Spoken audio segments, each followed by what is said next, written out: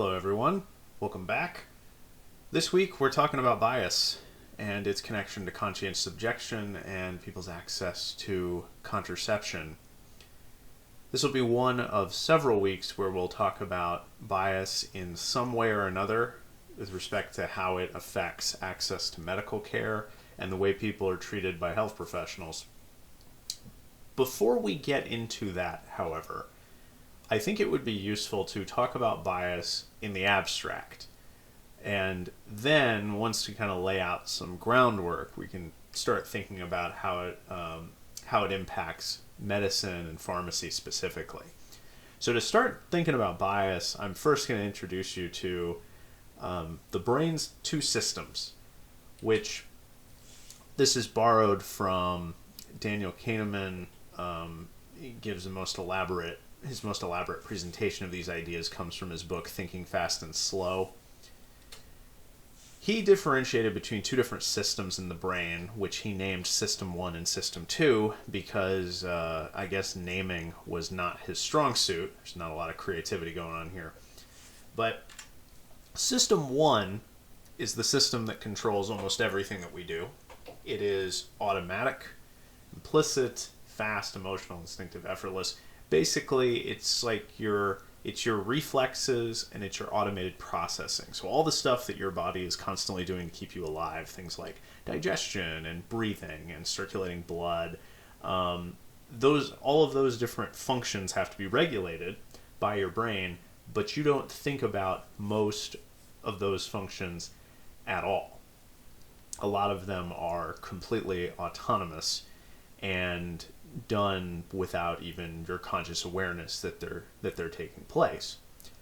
Almost everything that happens that we are consciously aware of takes place in System 2. And System 2 is the part of the brain that regulates all of the things that we do when we think, when we deliberate, when we engage in cognitively intensive activities. Now, some of the things that System 1 typically regulates are things that we can bring under conscious control. So I used breathing as an earlier example. Obviously, you can regulate your breathing consciously, but we usually don't. We spend 98, 99% of every day not consciously regulating our breathing. The same goes for lots of other things that we do, but the basic gist of System 2, the reason why so much stuff has to be regulated by System 1 is that System 2 is really energy intensive and really demanding. And if we had to exert that level of energy to regulate everything that our bodies have to do to keep us alive, we wouldn't survive for very long. So the reason that I introduced these two systems is that a lot of times biases don't manifest at the level of conscious awareness.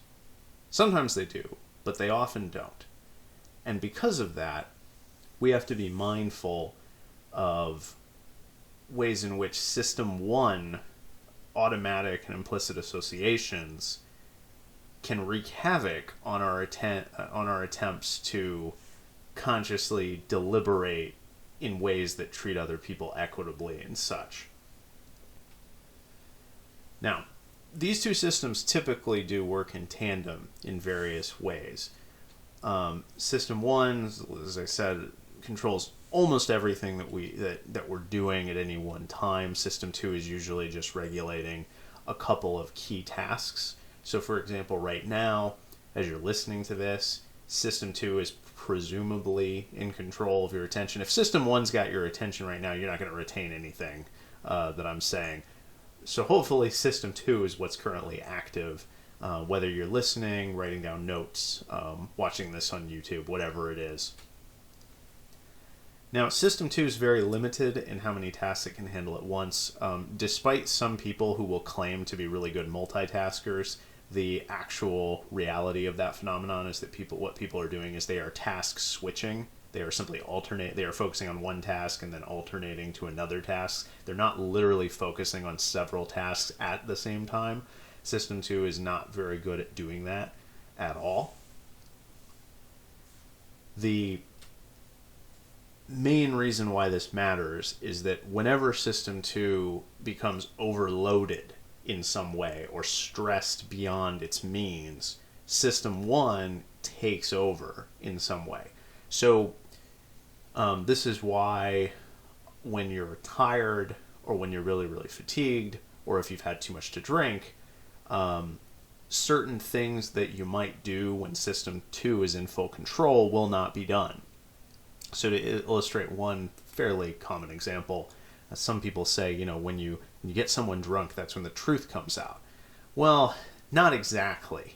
But typically what's happening in that situation is that because their System 2 functioning is so hindered, they're not filtering what they say with the same level of conscious precision that they normally would. And as a result, their sort of System 1 gut reactions are more likely to come out of their mouth than they would be under normal circumstances.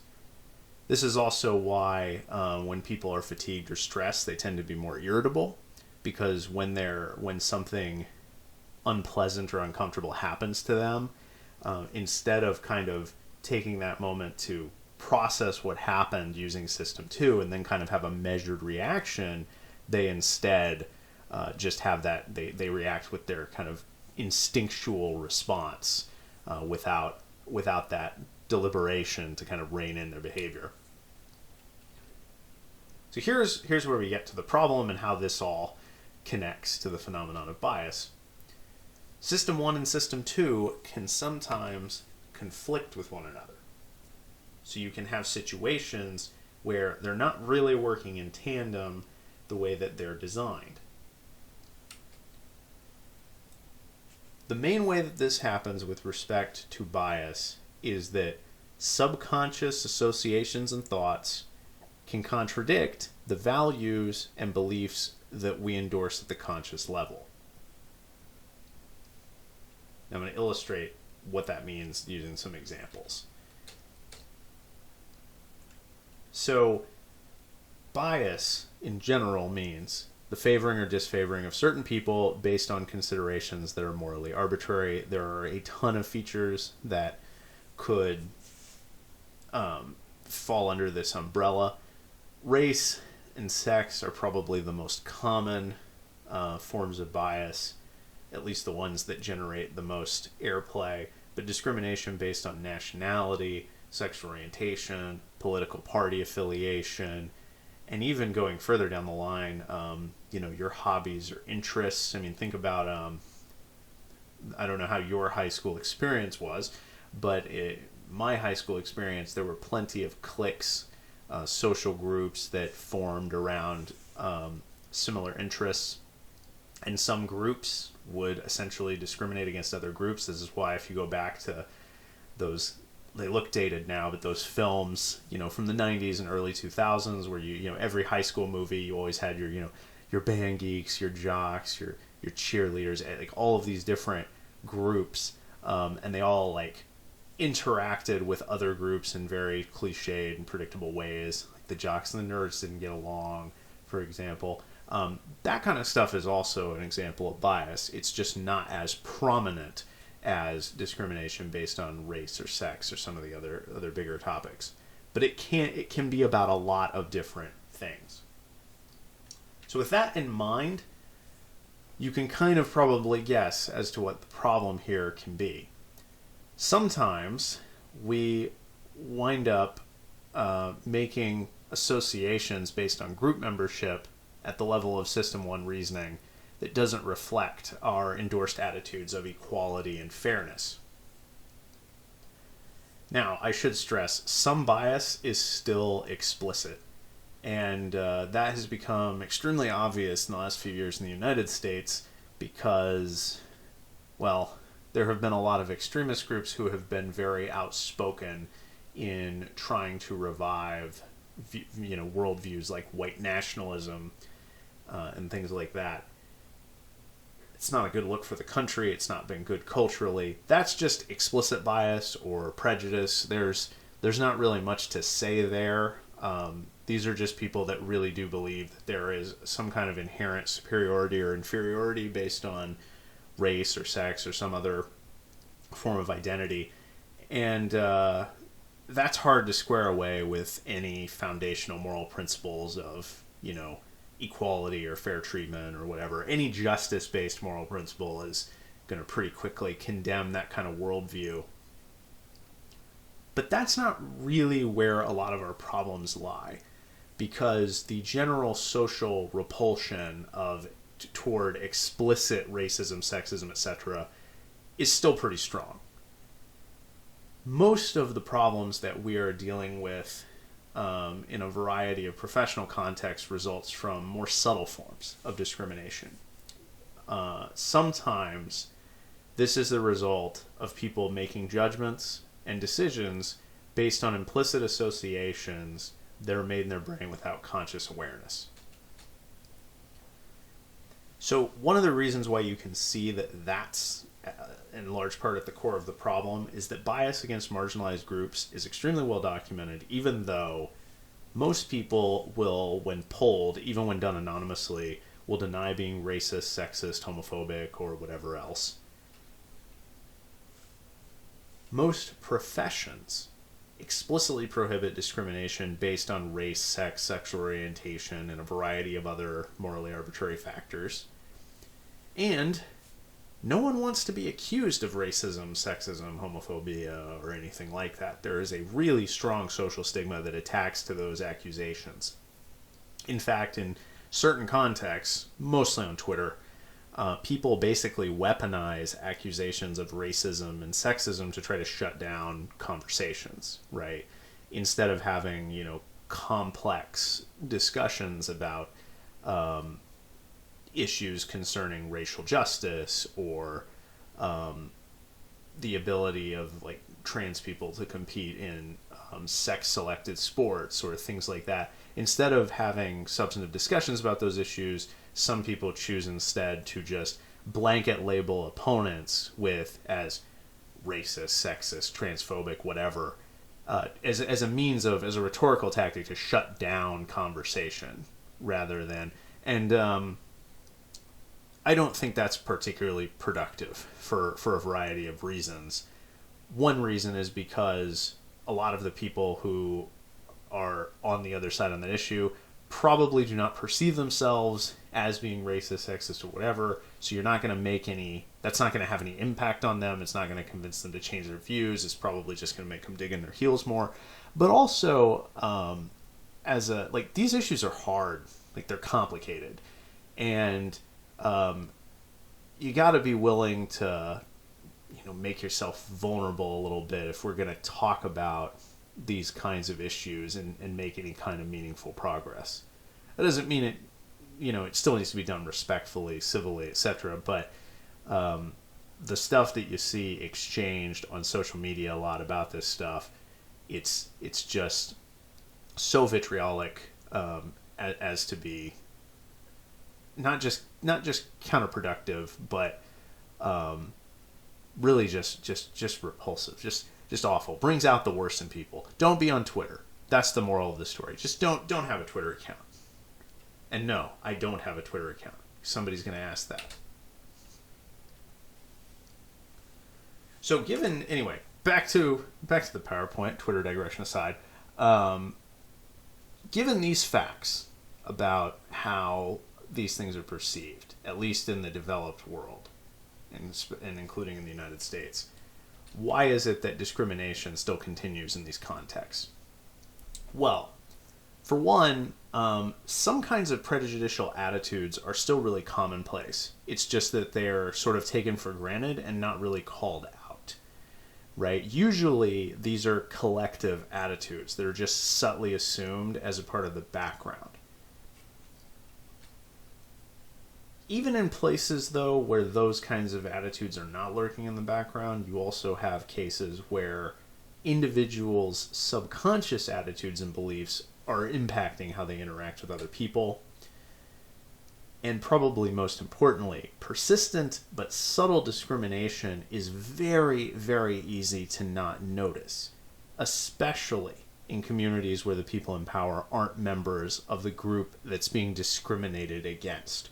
So this is why there's been this kind of ongoing phenomenon where you have a proportion of white Americans who believe that they're like the oppressed group somehow. I'm still kind of baffled. Like, there seems to be a sort of lack of historical understanding there of like the trajectory of the U.S. over time and what it's been going on over the last 100 to 150 years since the abolition of slavery. But put that aside, I think the reason why a lot of people are able to maintain that kind of perspective is because it's hard to notice the ways that, say, black people or Latinos or other people of color or LGBTQ plus individuals, it's hard to see how those people are discriminated against when you are not a member of any of those groups, right? It's hard to see the structural inequality that's embedded into certain into certain social structures if you are not in a situation where you have ever been on the wrong side of that unequal distribution of power. And so there's an asymmetry of perspective here, where if you are in the majority group, if you are someone who's not typically discriminated against, you are unlikely to be in a position to notice when others are being it's not impossible. It's just, probabilistically, it is far less likely that you're going to notice those inequalities. This is why it can be really, really valuable to have friends that are not just all of your same, makeup in terms of national origin, religious beliefs, race, gender, etc. Like, having a diversity of friends will make you more privy to the advantages and disadvantages that come with certain social identities.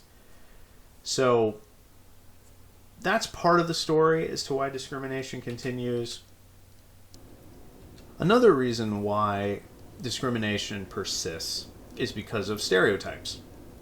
Stereotypes are commonplace in popular culture in all kinds of different forms, and they're also really commonly observed in ordinary life. The problem with stereotypes is that once they get established, they are very, very, very hard to uproot. And the reason for that is that we're all subject to a psychological phenomenon known as confirmation bias. Confirmation bias essentially means, this is an oversimplification, but the basic gist of it is, we are way more prone to recognize and to give weight to observations about the world that confirm the way we already see the world. So you might see plenty of counterexamples to relevant stereotypes. For example, it is a well-known stereotype that women are not good at math. Well, you might have had several counterexamples to that statement in your, AP Calculus class in high school. But instead of remembering all of those counterexamples, you instead remember how your girlfriend was really, really bad at calculating the tip when you went to the Olive Garden or something. That's what you'll remember. You'll just be like, oh, yeah, well, women can't do math that well. Similarly, you might see tons of counterexamples to the idea that white guys are not good at basketball, say. And if you follow the NBA, you know that there are a lot of international players who are very white, but pretty good. But instead of remembering those kinds of examples, you might instead remember the time you got schooled at the rec center by some skilled black player. You might think, well, that's not surprising, I'm white. And yes, you can have stereotypes about yourself, and you can fall victim to those stereotypes. There's actually a big literature on something known as stereotype threat, where if you remind people of stereotypes about groups that they belong to, it can actually hinder their performance in a variety of contexts. So, for example, if you are giving a math test to a class of people and you were to remind women of their of the stereotype that they're not as good as math than men, their performance goes down on those tests, as opposed to if the control group where you make no such comment. There's actually studies that have demonstrated this. It's kind of incredible. You can literally self-sabotage by being aware of the stereotypes about your own group. Interestingly, it can also go the other way. You can, if you remind people that, like if you remind Asian students that they're typically better in math, or that's the stereotype, right? The Asian students are really good at math. If you remind those students that they're really good at math compared to their peers, their performance goes up. It's fascinating, but it raises all kinds of problems for how we, interact with other people in ways that are fair. Anyway, confirmation bias is one reason why it's hard to diffuse stereotypes. The other thing I will stress here is just they are so pervasive. They are everywhere, and they're so common and rarely called out, and they're about just about everything. There are not just stereotypes about men and women and people of different races or nationalities or religions, but again, even just like sort of basic social groups. Like you have stereotypes about people who have certain hobbies. To give one example of the absurdity of it, for some reason, there is now a stereotype known as the Karen. And I just feel so bad for all of the women named Karen who actually have the name Karen in the world, because the Karen stereotype is a middle-aged blonde woman who complains to management about everything. And is, the paradigm example is like this sort of, is supposed to be like the out-of-touch, entitled housewife archetype. But I just wonder, why did this person become known as Karen, quote unquote? I don't get it. That's just one example. There are so many. Anyway, we gotta move on. But stereotypes are a big part of this. Gotta be mindful of how stereotypes affect your reasoning.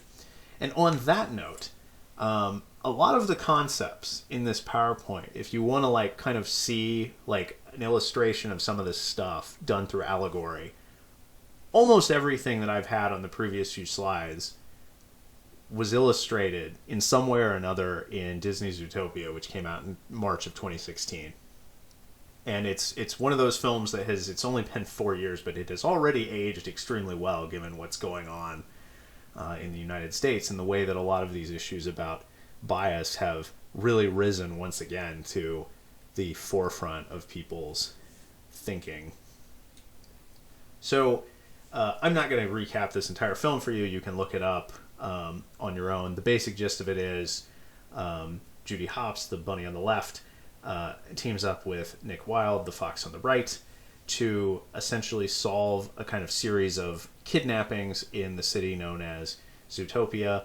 Along the way, both of them have to confront kind of their own prejudices about predator and prey species. That's the film's main...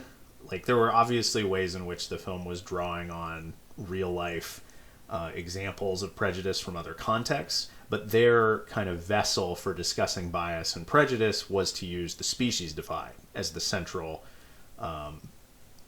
as the central sort of nexus for their allegory. So there are certain stereotypes about prey species and certain stereotypes about predator species. The predator species are the ones that have the minority status in society because they only constitute about 10% of the population of the city. Okay, background aside, here's I'm not going to go through every possible illustration in the every possible illustration that you could have for the different concepts, but the core of the story is that Judy has a really deeply ingrained implicit bias against predators, and a large part of the story is her trying to realize that as she goes along. So when she is asked about, explicitly about her attitudes toward predators and predator species, she, acts like I think most of us would. She says, well, what species you are doesn't matter. What matters is treating people well. We should all have equal opportunity, etc., kind of standard stuff. But her implicit attitudes seem to tell a very different story as the narrative moves along. So in this screenshot, that is fox repellent, which she was given by her parents before she left to go to Zootopia. And as she carries that around throughout the story, there are several instances where she never actually uses it. It's essentially just like a sort of metaphorical object. But when she seems poised to use it, those are always in scenes where in some way or another she's manifesting one of her biases. So it's a very big tell as far as the narrative goes. So here was one reaction, just a gut reaction she had when she and Nick need to run a plate at the DMV. And in a brilliant move of storytelling, the DMV in Zootopia is run by sloths. I mean, nailed it. Judy's initial reaction is, wait, they're all sloths? And Nick immediately points out to her, he's like, well, wait a minute. I thought, your whole ideology is that anybody can be anything. So are you saying that sloths can't be fast? And of course, the short answer is like, no, they're kind of biologically incapable of being fast because of the way that they move. And but it's a sort of, it's one of those scenes where Nick is kind of trying to poke a few holes in Judy's kind of rosy, optimistic view of the world. Another example is right at the beginning of the film, Judy just follows Nick into an ice cream parlor expecting that he is up to no good just because he is a fox and really for no other reason. The irony is that she ultimately discovers he was up to no good, in a sense, but she was not justified in engaging in the behavior that led her to make that observation in the first place. Now here's an exchange between Nick and Judy that's very telling. She's trying to give him a compliment, and this was the best that she was able to do. This is an exact quote from the film. I just want to say that you're a great dad and a real articulate fella. The pause there is particularly telling. Like it was, she had to really rack her brain just to come up with this incredibly lukewarm statement about his character. And those of you who know the history behind the word articulate, it has a historical connotation of being the way that you describe a person of color who is, I guess, surprisingly well-spoken. So the stereotype is that black people don't talk all that well or don't have great speaking skills, and articulate, saying someone is articulate as a compliment sort of implicitly implies like, oh, well, people like you usually can't speak well, but in your case, you actually do speak well. And in this context, Judy's primary exposure to a fox prior to Nick was another fox named Gideon who bullied her when she was younger and was not very smart. So there's a lot packed into this little quote, which is how the whole movie is, really, when you unpack it. And then there's another quote later on in the movie at a press conference where Judy's trying to explain why certain predators have seemingly gone, the language they use in the film is gone savage, meaning that they've seemingly reverted back to their kind of aggressive predatory instincts. And she suggests that it may have something to do with biology. Again, there's a parallel here to real life discussions of racial difference where there is a sort of discredited brand of pseudoscience where people spent a lot of time and effort trying to demonstrate that there were actual meaningful moral differences between the races based on biological research.